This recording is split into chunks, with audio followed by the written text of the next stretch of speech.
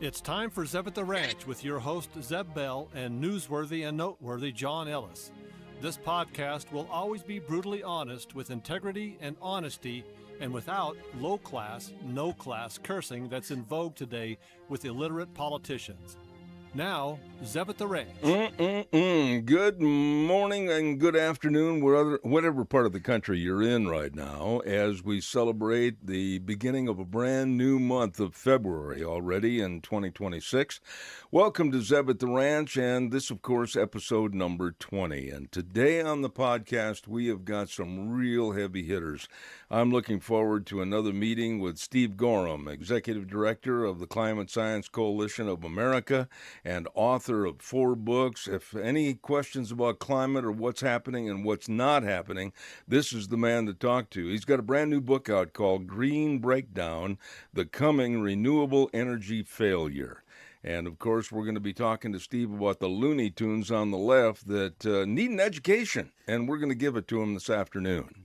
And also later on, we've got Richard C. Lyons, author and poet, playwright, producer, and he lives in my old home state of Wisconsin, we found out. And we're going to be talking to him about democracy and also his thoughts on Cuba and the possible war that has been mentioned between Cuba and the United States. Last but not least, of course, you know, every podcast, we have a segment called Why Not God, and that's with Pastor Alex Lissow of Tennessee. And we're going to be talking about America being torn apart by radicals that are leading the uneducated and the misinformed right now in our country, and it better stop soon. So that's what's on the program for today. But first and foremost, my good friend John Ellis, good afternoon, sir. How are you? I feel like I'm juggling some balls in the air and some plates. So some are sticking to the ceiling, too, some are I've sticking noticed. to the ceiling, yes, indeed. Yep. You know, when it comes to technology, don't you just love it when it works? Yeah, I do love it when it works. Yeah. But I'm also in the business to where when it doesn't work, I get paid to fix it. But apparently, I'm not getting paid enough. Enough. Oh, good. That's an inflection on me. Libertarian Minute. What do you want to talk about today? Well, not really super tight on libertarianism, but kind of a point of view, something that really frustrates me, and I know it frustrates most libertarians, and that is when most people believe that America is a democracy. You hear it all the time. We got to preserve democracy. It is not. That's right. The United States is a constitutional federal republic. And constitutional means we have a constitution that gives us a framework on how our federal and state governments are structured. It also places important limits. This is important on the government's power, protecting our inalienable rights from the whim of the mob. Now, federal means that we have both a national government and state governments. And republic means, and this is important, we elect representatives to exercise power on our behalf. True democracy means that everyone can vote on everything and anything can become law with the vote of 50% plus one. Thank God we don't live in a democracy, because our God-given individual rights of freedom of speech, freedom of religion, and so forth could easily be taken away by a simple majority. Now, as a libertarian, I don't see our Constitution as perfect, especially when it's ignored. Far too much power is given to the state and federal government.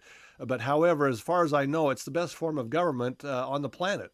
I just wish that we would at least follow it. But think about this, and I'm so glad you had that little dissertation about democracy and also a republic. I would imagine, and I think you'll concur with me, that most politicians that keep throwing the phrase, why, Trump is destroying our democracy, they really don't understand nor have educated themselves as to what we really are as a constitutional republic. I think it's more sinister than that. I think it's intentional, because socialism is more akin to democracy than anything else. Yeah. And they want us to get that mindset that we live in a democracy, so that we have this idea that everybody gets a vote, we can change anything with a mob rule. And we don't, and it's a good thing. Absolutely. And we're going to be talking to Richard Lyons a little bit later on about that same subject. But right now, we've got a gentleman that has been very, very helpful on this program, and he was also when I had the radio program explaining really what's going on with our climate, etc. He is the executive director of the Climate Science Coalition of America and author of 4 books on energy, climate change, sustainable development, and public policy, with over 100,000 copies in print. His latest book is Green Breakdown: The Coming Renewable Energy Failure, and I am so glad to welcome up to the microphone Steve Goreham. Good afternoon, sir. How are you? Hey, Zeb. Hi, John. Great to join you again. It's great to have you on the program, and if I sometimes say "huh" or repeat that, we're having a little difficulty hearing the microphone, but we'll work through it. Steve, I've got to ask you this first and foremost, and I did a lot of research on your topics and everything that you're involved in, but who or how is the left planning to play God with our climate, with their wants and needs of what they think climate should be? In other words, who's trying to play God and change everything? Well, we have a very big movement across the world, and it's being driven by what I call climatism, the ideology that humans are causing dangerous climate change. And I think some people are direct and sincere about their fear that we're causing dangerous climate change. But there are others, of course, that use storms in winter and heat in the summer to try and improve political position, to grow their industries, to control people in various ways. So it's sort of a mix.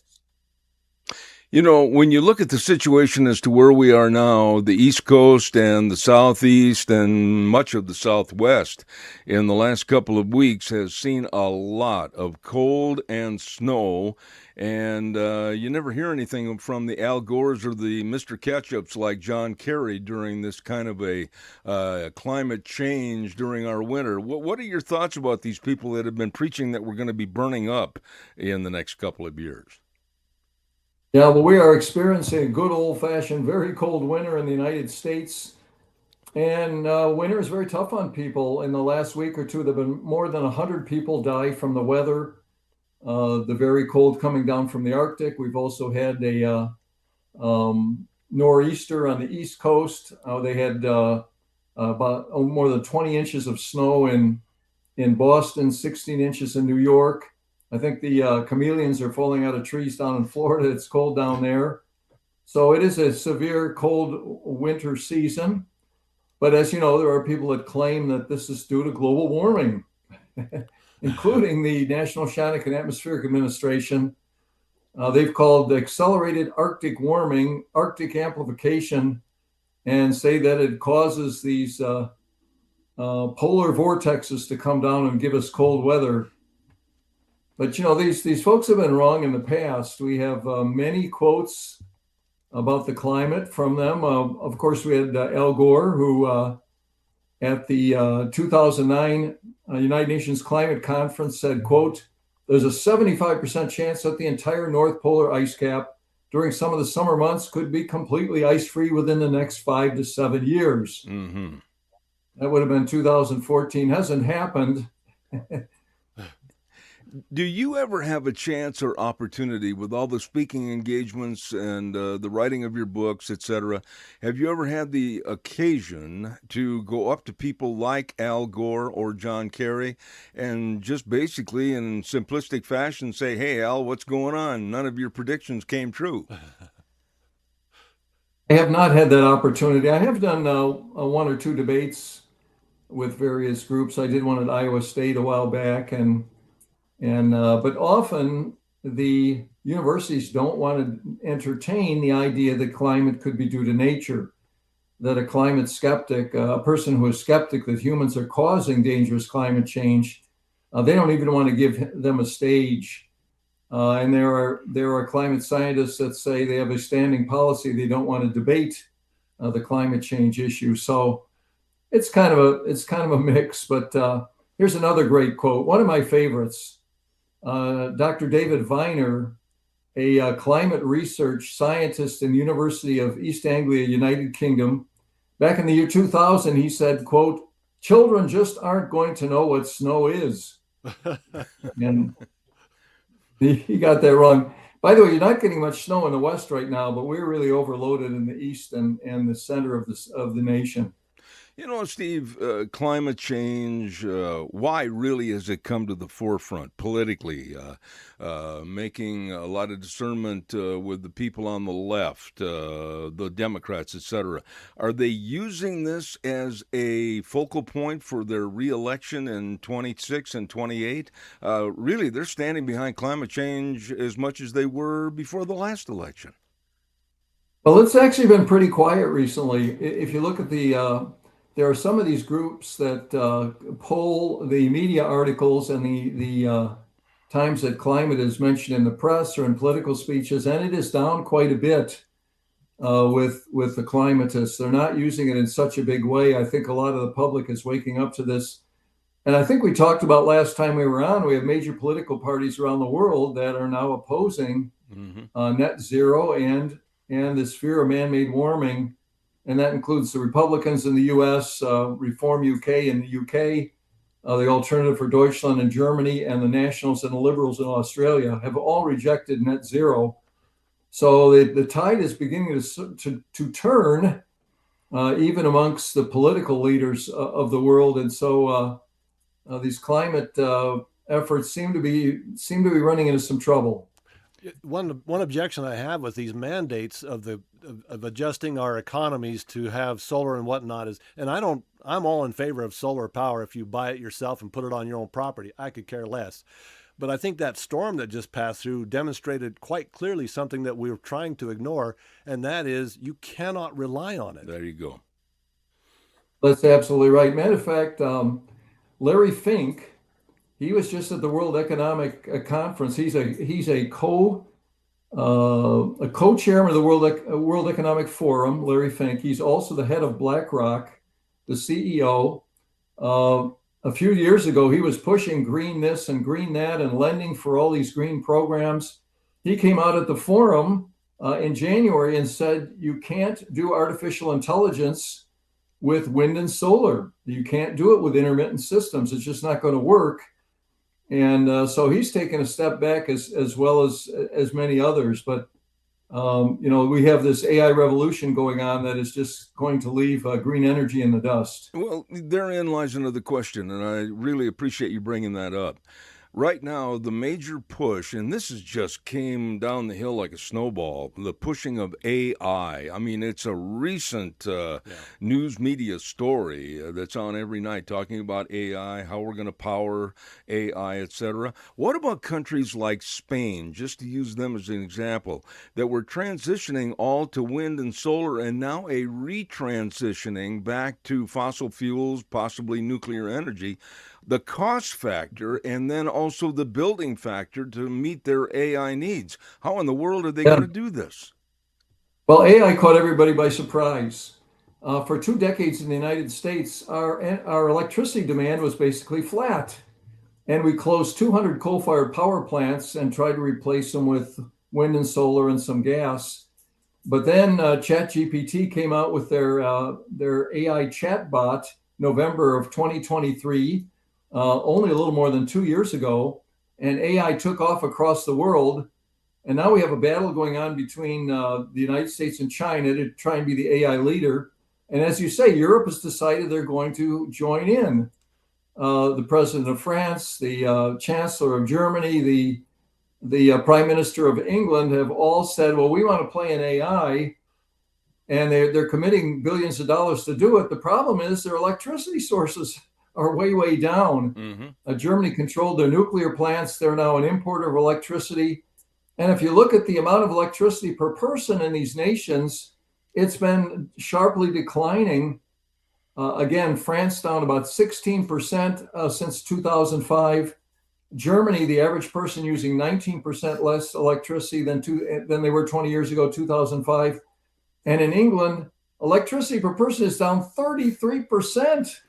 And this is because of the cost of renewable energy. It's very expensive, and so now they want to say, well, we're going to do AI, but they don't have the power. Well, right there, though, are you concerned as a person that deals with this every day? Are you concerned with countries, I'll go back to Spain and other European countries and others that would like to be on the same scale as the United States, of major power disruptions around the world if this isn't addressed properly? Well, we've seen some of those, of course. In the United States, we had California with major blackouts in 2020. We had the Texas February disaster in February 2021 when power was off to 4.5 million people in Texas for 72 hours. Over 200 people died. And then in May of this year, we had the power go out to 60 million people in Spain and Portugal. That happened within about a minute. And and they have mostly renewable systems, wind and solar, and they just all shut down. So there are many, many problems with intermittent resources. And now we have this huge AI explosion that nobody saw coming. It needs reliable 24-hour, 7-day-a-week power, and the renewables can't do it. So folks like Europe, they're not able to play in this new age.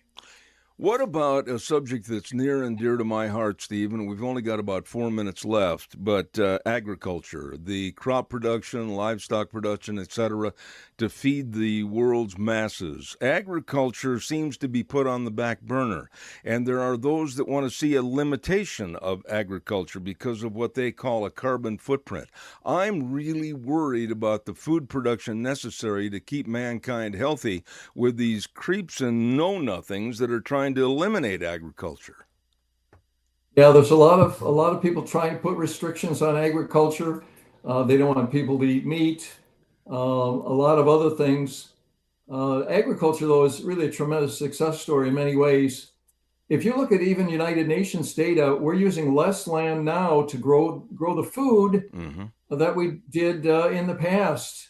Global agriculture and pasture use has been declining since about the year 2000, but we're producing more and more food because of the great things that the farmers have learned how to do. So that's a very good story. Agriculture is now giving land back to the rest of nature. But yeah, we have a lot of folks that want to restrict agriculture. They've had revolts in Netherlands, people driving tractors into cities, and a lot of other places. And when I talk to ag groups, I say basically, keep growing your agriculture, reduce real pollution, but don't try to oppose and not react to these climate directives you're getting from a lot of places. Let me ask you this. Your latest book that's coming out right now, and we've been featuring it on this program. And what are you trying to tell people in the latest book? What do you want them to take away when they close the cover on the book and remember about the green energy and the breakdown that's going on in our society around the world, literally? Green Breakdown, the Coming Renewable Energy Failure is a complete discussion of power plants, home appliances, electric vehicles, heavy industry, heavy transportation, so-called green hydrogen, carbon dioxide capture and storage. And the book points out that we're not going to get to net zero energy, nowhere close. That's an impossibility despite what people tell you. And people are going to demand a return to low-cost, reliable energy. It also says what we should be doing is reducing real pollution, carbon monoxide, sulfur dioxide, ozone particulates, not carbon dioxide.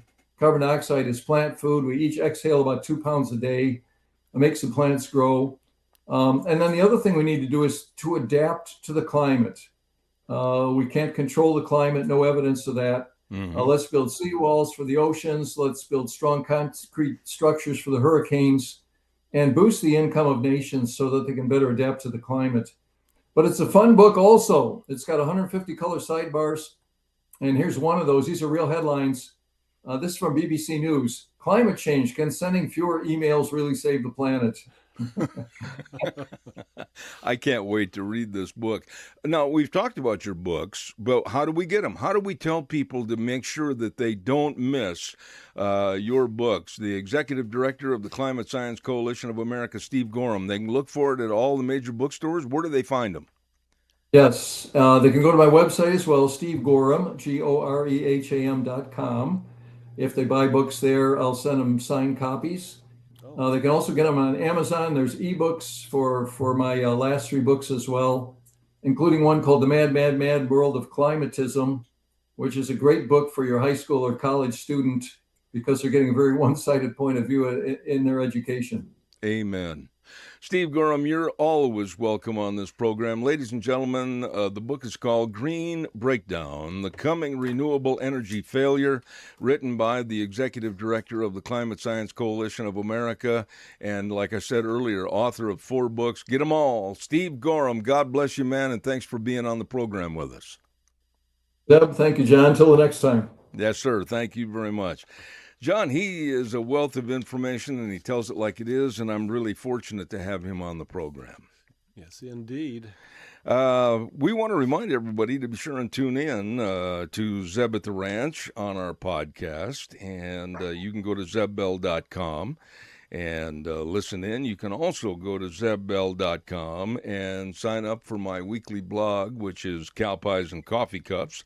And if you'd like to send us an email and let us know what you think of our program, be sure and do so. Go to zebattheranch@hotmail.com. Now, that's confusing to some people, John, because Zeb at the Ranch, right after Zeb, they want to put the @ sign. That's a word, A-T. So it's ZEBATTHERANCH, then the @ sign, hotmail.com. Oh, that's right. I never have pointed that out, but that is correct. Zeb at the Ranch @ sign. Yeah. And everybody Hotmail.com. always confuses that and puts 2 @ signs in there, and their email never goes anywhere. Yep, there you go. Hey, we've got another great guest waiting, and I found out that he is a Wisconsinite, like I am. And actually, he's about 40 miles maybe away from my hometown back in Lake Geneva, Wisconsin. He's a writer, a playwright, and has done a great job with his books, very insightful books. Richard Lyons, how are you, my friend? Good to have you on the program. I'm doing great, Zeb. Great to see you. What's the name of the dog that's in the background? Oh, that's not a dog. That's Thomas Jefferson. That's my hero. That's my favorite president, man. You can leave him right there. Is it? Awesome. There you go. The dogs are downstairs. Well, I appreciate you taking the time to come on the program. I'm going to ask you something right up front, Richard, which John and I have been talking about extensively over the last couple of days leading up to this podcast. In your book, The DNA of Democracy, do you tell the folks that we in America are not an establishment of democracy? We are a constitutional republic? That's exactly right. At the federal level, we are a republic, and each of the 50 states are republics.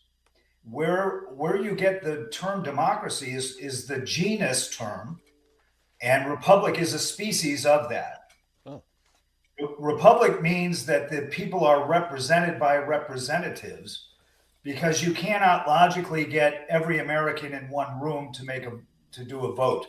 Where we have democracies in America and where we were designed to have democracies, we're at the local level, reminiscent of the town meetings, town assemblies in Massachusetts that began the Revolutionary War, where everybody was in the room and everybody had a vote.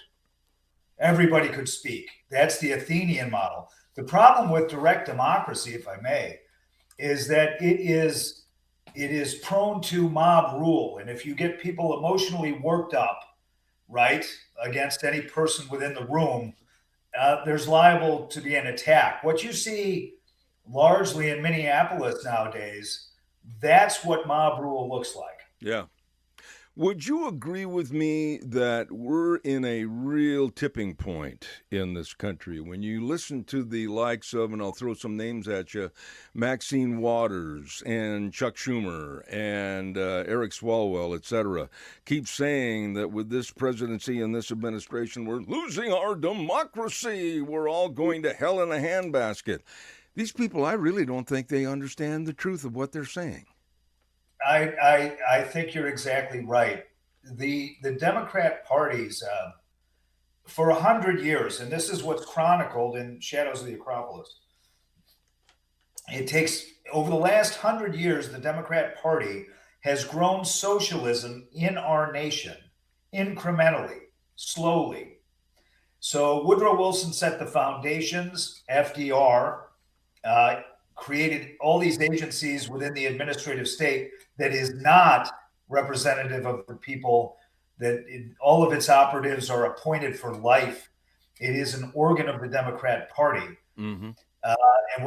Then he created the agencies in proliferation.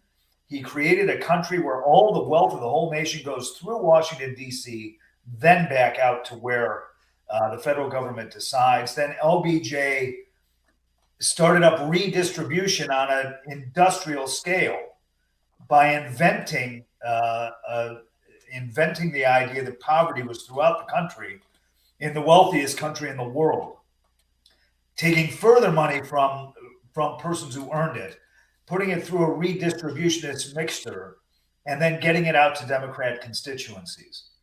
So what you see now with Schumer and with Maxine Waters and with Swalwell is that we are at the point where we're either going to go socialist or we're going to go back to original principles. Yes. And the Democrats are going crazy. Why?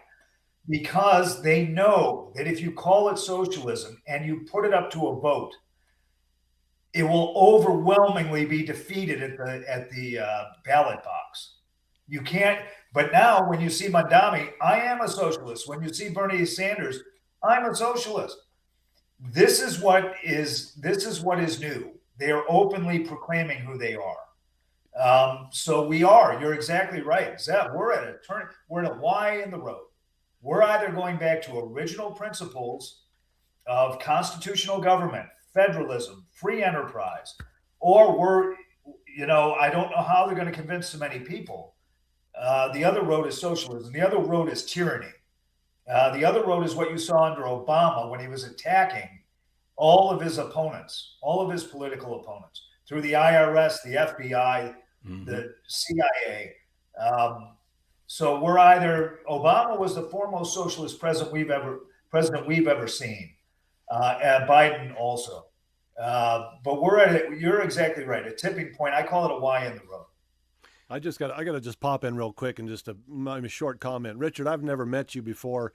I am in love with you already. I can tell you that right now. I've never seen this explained so well, so easily to understand, but it's just beautiful, and I appreciate that. Well, John, the reason I wrote the books, I have done other work, right? Other literary work. The reason I wrote the book series, it's going to be a series now. It's the DNA of Democracy series. It's going to be 4 volumes. 3 are in the basket.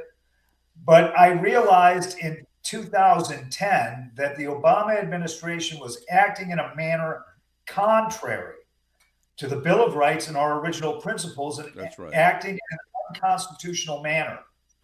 By what? Executive orders, what he did with the DACA population, et cetera, attacking the Little Sisters of the Poor through the HHS, attacking reporters and their right to journalism through the FBI, attacking the Tea Party movement through the IRS. Yeah. These are using, these are 90% of all the agencies or more are Democrat people. They are Democrats, liberals, that inhabit, 493 agencies of the federal government.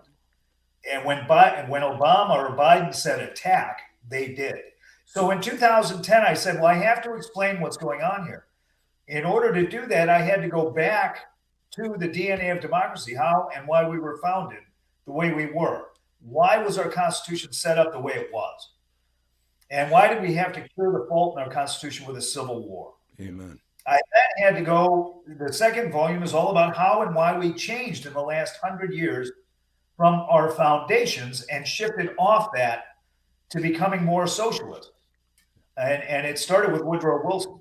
He was a great admirer of the Bolsheviks and said, well, Russia's doing it wrong. They're creating a revolution. We can get to the same end through evolution if we do it by little increments. We take a little more money. We take a little more power every time we get a chance. Progressivism. And that's where we've ended up. Yep. Richard, I'm older than anybody on this podcast right now. That bothers me. You all are kids compared to me. But in my lifetime of growing up back in the Midwest, in Wisconsin, going to college up in Minnesota, etc., I have never been more worried than I am right now about the division and the incendiary people and remarks that are being made daily on the news, which is nothing more than a Marxist push of haters against our society, and I don't see any way to stop it. Your thoughts? Well, I think if you're looking at Minneapolis, you're exactly correct, but I don't think you see the web behind it. These riots are setups. Yep. First of all, the Biden administration allows over 20 million illegal aliens into the country. Trump runs on the idea we have to deport them all, starting with the criminals first, right? We have to return to the constitutionally arrived at laws pertaining to immigration. They have to do through the executive because it is the office that executes the law. Mm-hmm. In Minneapolis, they tell all the local and state officers, stand down, get away from ICE. Not only don't they turn over the criminals in the jail, from the jail to ICE, they are making ICE go through neighborhoods to ensure, and it's a setup, to ensure that there are confrontations. Then they pay people to move in and become a mob and then confront ICE physically. If someone here in Wisconsin said, if I were in the middle of my town here and there were an alert officer down the street and was viewing me, and I took my Bronco and aimed it right at it and hit the gas, I'd be shot dead. Yep. If I brought an automatic weapon, a 9mm, and confronted the same officer and he saw I had a gun in my belt, he saw I had spare clips, I would expect to be arrested, if not shot. That's right. They are inciting this, and they are doing so to create headlines. They're doing so to create this narrative that the Trump administration is doing something extraordinary and evil. The fact is, they are evil, and they are denying the right of the American people through the ballot box to determine that illegal aliens have to be deported from here. Well, that being said, Richard, the problem is being exacerbated in so many other regions in the country. Look at California, look at New York City, look at Minneapolis, like we've talked about, Chicago, etc. This seems like an encroaching cancer. How do we stop this cancer from taking over our entire society? The only way is through shows like your own. It's through education. I believe that at least 50% of the Democrat Party doesn't know who they are. They don't know what the Democrat Party has become. They pull the voting lever out of habit, and they call it loyalty. But what the Democrat Party has become was utterly alien to the Democrat Party. If you go back before LBJ, we used to, as a country, believed in the entire Constitution. Mm-hmm. Both parties did. When you go into office, you take an oath to the Constitution, for heaven's sakes. Why is the Democrat Party openly and flagrantly defying the Constitution? First, by taking down all of our borders. Secondly, by denying immigration enforcement. We used to agree that the Constitution was something important. When Obama said, no, it's a living document, they meant, we think we can kill it. Yeah.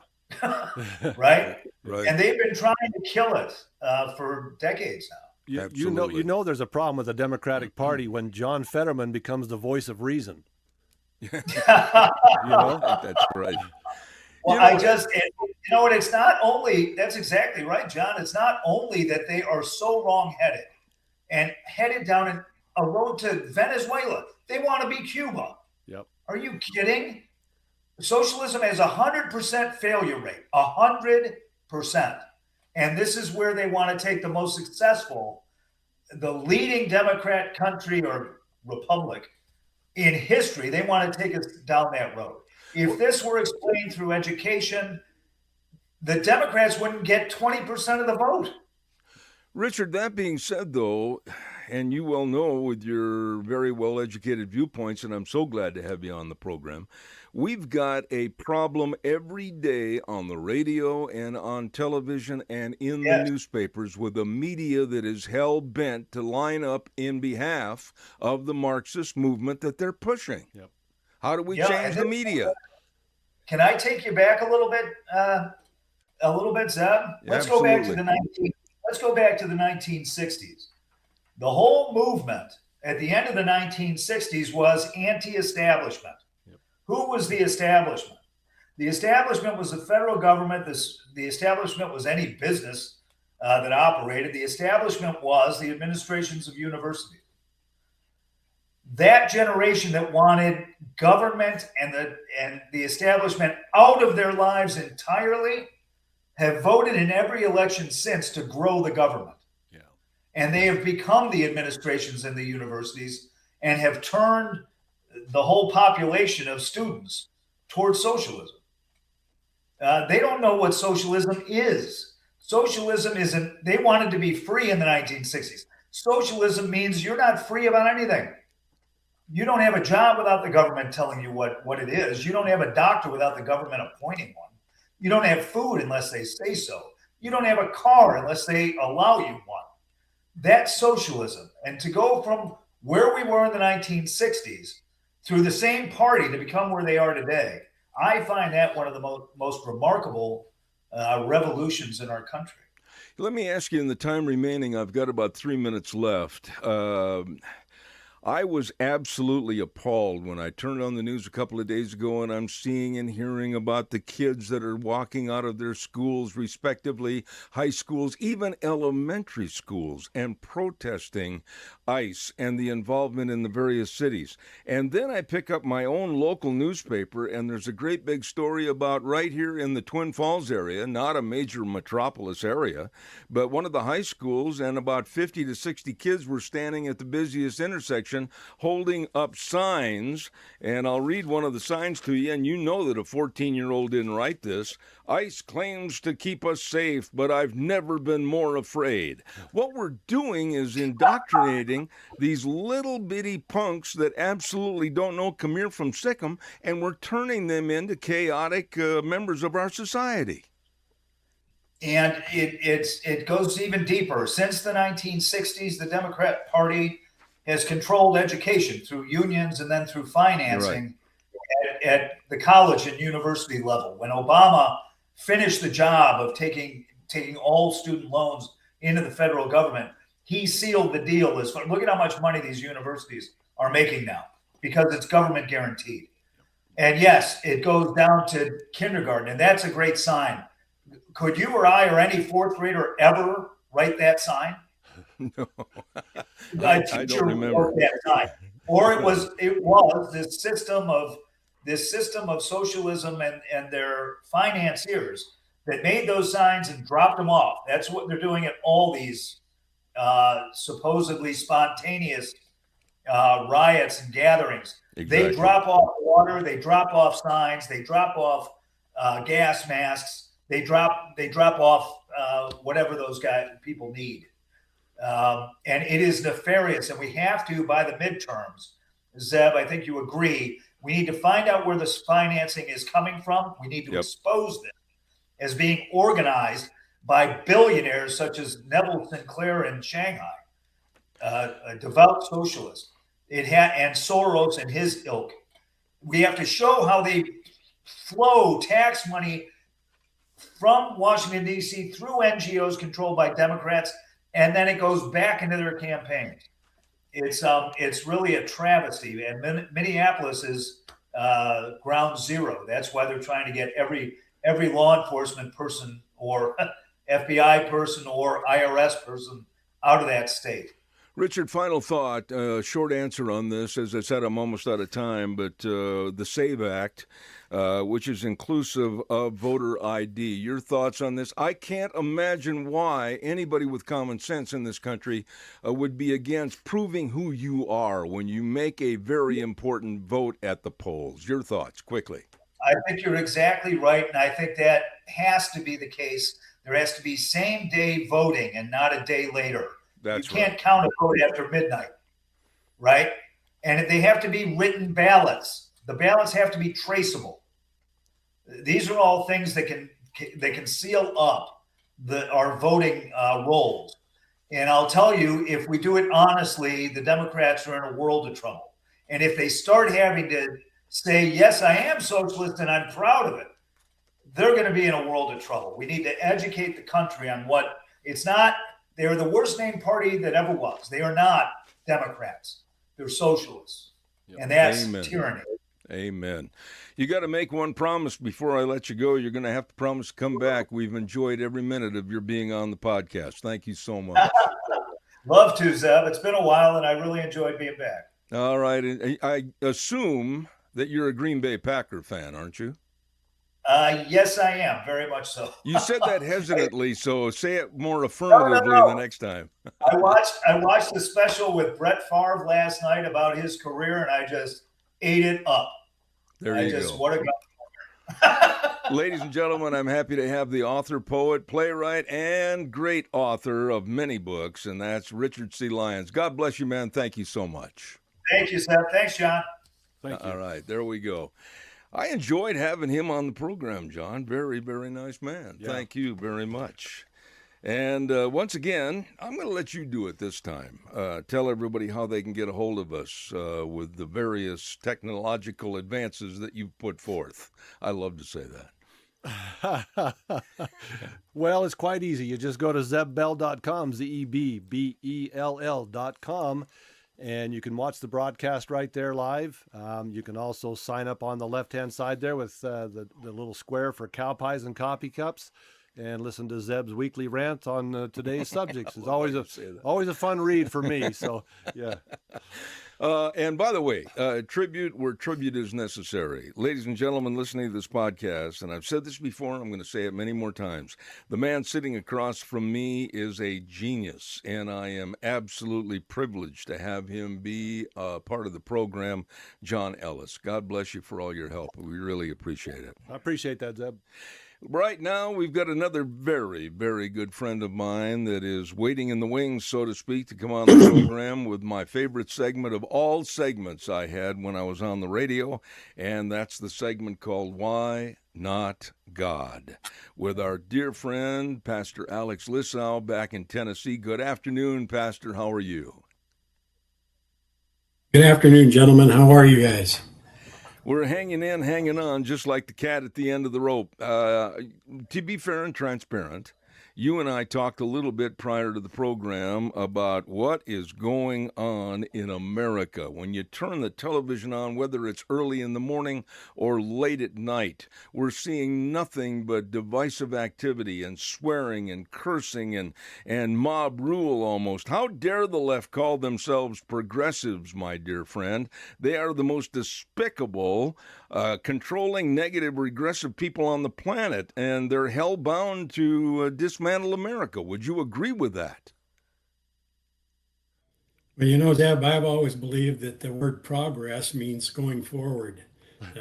It was always that way in every situation that I was growing up in.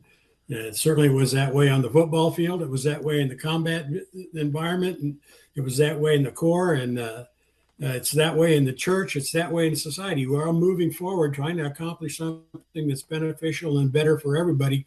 And in each generation, and our goal is in each generation to be better than we were before.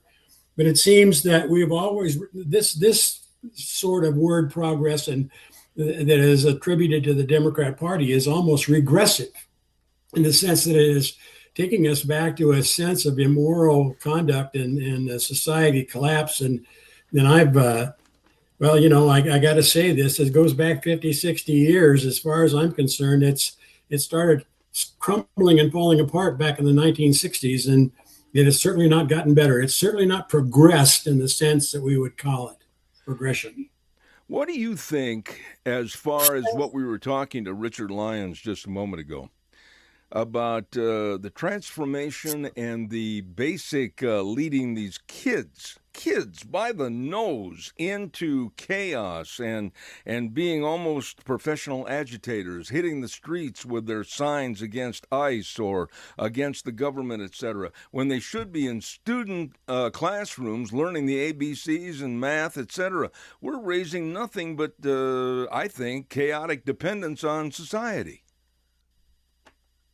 Well, yeah, and again, going back to the '60s, the protesting and the battles of that particular time, and then of course you put it in the context of where we are today and what's progressed since that time, as far as the word progress is concerned. I remember back during the Obama administration, where when he passed the law for gay marriage. How many of the students in the schools were let out during the day, the signs, they were standing on the street corners as I was driving through town. And I'm talking about not just one street corner, but there was groups of them in different places throughout the neighborhood, holding up signs supporting that kind of thinking. And so where do you get that from? When I look at the ages of those kids that were standing there with those signs, I couldn't imagine them coming up with those ideas themselves or even understanding what they meant. And so that really frustrated me quite a bit then. And of course, it's not gotten a whole lot better. When I look at the scriptures, I mean, of course, life goes back to the sinful conditions of mankind since the beginning. But Proverbs 29:15 tells us that the rod and the reproof give wisdom, but a child left to himself brings shame to his mother. And while maybe there's no shame to mothers and the idea of parenting in the world that we're living in today, that's still true. I mean, there's a shame that's coming to the way this is, and especially when we see the young people in our society.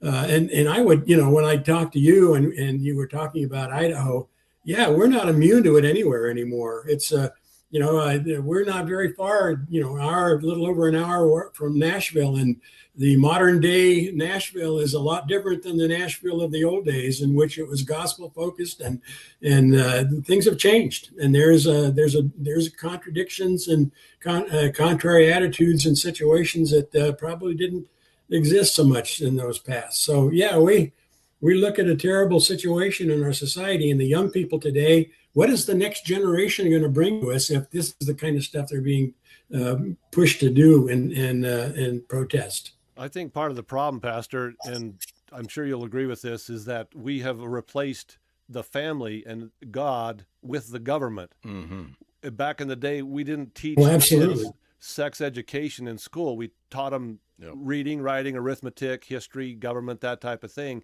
And it was the responsibility of the parents and of the families to teach them anything else. But now we're more than happy to say, oh, I don't want to talk to little Johnny about this. I'll just let the school handle it. Years before I went into the ministry, and I was working in government contracting and defense department areas for a private contractor at the time, by the way. My kids were involved in youth sports in the community, and I was involved with them as well, but not in both of their events. And soccer was the one events that they were both involved in, and so I would go pick them up. And I remember one particular day, a question. They were both sitting in the back seat, my daughter and my son. They were in the elementary school age, and they both asked me the question relative to the question about sex. And I was kind of shocked initially, because it's not something we just threw around and talked about a lot at home. But because they brought it up, I was trying to explain to them the meaning of it. And again, this is prior to my preparation as a pastor and learning about how I should communicate with young people and teaching them and all those things. And I was trying to do is what a dad would do, to bring morality and concept of what it means to be a person that uses their moral conduct in life. One husband, one wife, one man, one woman, all those kinds of things. And as I was trying to explain the birds and the bees, if you will, both my kids said to me, and this is elementary school, they said, Dad, we already hear about that stuff at school. Oh, geez. And I was literally shocked about it because I thought to myself, wait a minute, who's responsible for teaching these kids if it isn't me, if it isn't my wife? Yep. Because we're teaching them the things that are beautiful and wonderful and the flowering beauty of life and the gifts that God has given us. And yet these kids, both of our kids, they were kind of laughing at me because I was kind of stumbling through trying to speak to them with using language that would be understandable yet not offensive. And so, yeah, it's when I think about what we've done, what we've done to our society and where we are, I fear for the next generation. I have great grandkids now. And I worry, not only do I worry about my grandkids who are in elementary school and high school now, and one that's just started college from my son's side, and the adult kids that my daughter has. And then I think about the littlest ones, the great grandkids, and I say to myself, my God, Lord, what is next on the agenda for the future of our people, for our generation? And I think back to a statement, Zeb, made by Edmund Burke, if you know who he was. He was an Irish statesman and a philosopher. He said, the only thing necessary for triumph to evil is for good men to do nothing. That's right. And it's so true when we have allowed ourselves to get to the point that we are now. The question that comes to me is, where were the good men when these things started coming up and stepped in to say that this has to change? One of the other things he said is that people will not look forward to posterity who never look backward to their ancestors. Amen. And it's one of the things that you use all the time. Things are the way they should be is the way they used to be. Those are the things that I miss those things. I miss those times of being able to sit down with an elder. And of course, I am the elder now, but I remember in my younger father days when we were sitting around with people who are my age now, and telling us stories of the past and the history.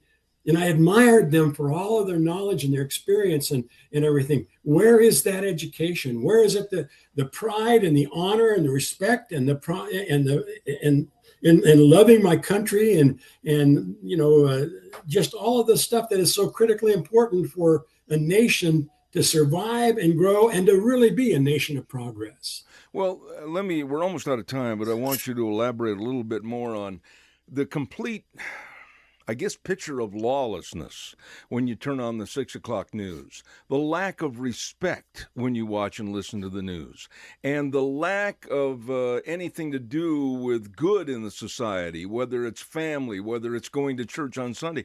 We've lost everything like that, and how in the world are we going to get it back? It has to be the people. If it isn't the people to change things, then nothing will change them. Excuse me. If the people don't change, then what else will change? If we don't have people that stand up and try to draw us back into something that with sense and common sense, in the Gospel of Mark, in the 7th chapter, Jesus is talking to people and he says, nothing outside of a person can defile them by going into them. Rather, it is what comes out of a person that defiles them. And when the disciples asked him, they said, well, what were you talking about? Explain to me. And it was interesting when Jesus responded to them in the 18th verse. He said, are you so dull? Get this, Zeb. He said to his disciples, when they were asking him the question of what he meant by that statement of what comes out of a man is what's the problem. He said, are you so dull? Don't you see that nothing that enters a person from the outside can defile them? For it doesn't go into their heart and into their stomach and then out in the body. What comes out of a person is what defiles them. What comes out of man defiles mankind. And we have a real problem in our society. We have a real problem amongst, and we're breeding it. We're breeding it. I hate to say this, but where are the parents? Where Amen. are the grandparents? Amen. And where is the church? Where is the church of God and the people of God? Their voices need to be heard. Absolutely. Pastor, at that juncture, let's, if you would please, more than last week, and it'll probably be needed more next week, when we talk about prayer, please lead us in a prayer for our nation and common sense. And I pray the traditional way. Oh God, you made us in your own image and redeemed us through Jesus Christ, your Son. But there are those who would have rejected your image, and they walk in the path of idolatry with corrupt hearts. Look with mercy, God, and compassion on the whole human race. Take away the arrogance and the hatred that infects our hearts. Hold those who are guilty without remorse accountable for their ways, and break down the walls that separate us, so that by faith and honor we might unite in the bonds of love and character, and then even through our struggles and confusion, we might work to accomplish your purposes on this earth. And in that, Lord, in your good time, that every person in every nation, especially among us here in America, that we may serve you and your will according to your command. And I pray this as we kneel before your heavenly throne, in the blessed name of your Son, our Lord and Savior, Jesus Christ, and the power of your Holy Spirit. Amen. Our dear, dear friend, and that's Pastor Alex Lissow back in Tennessee with our segment, Why Not God? The very best to you, Pastor, and your lovely wife, Barbara, and we'll look forward to again next week. Thank you for all your insight and the segment, Why Not God? God bless you guys. Take care. Thank you. God bless America. You know, he's just the man for the job, John. I just really enjoy having him on the air. And so many programs we had while I was with my talk show. And now on the podcast, Pastor Alex Lissow. Man, he is a gem, and I really appreciate him. Yeah, he is. Holy cow, do you realize we're already done for another episode? It goes fast when we got those nice guests. When things are going great. Yeah. We had a great show today, and I really appreciate it. Any final thoughts from you, my dear friend? Nothing to speak of other than I'm encouraged by what Alex said, and I just think as parents we need to take control of our families back from the government. You know, from climate change with Steve Goreham all the way to democracy via also the republic we do live in, with Richard Lyons right up to Pastor Alex Lissow. Great job, and we'll look forward to next week right here on Zabbath Ranch. Ladies and gentlemen, that's it for today. We wish you the very best, you and your family. Be safe, and don't forget, the way things were are the way things ought to be.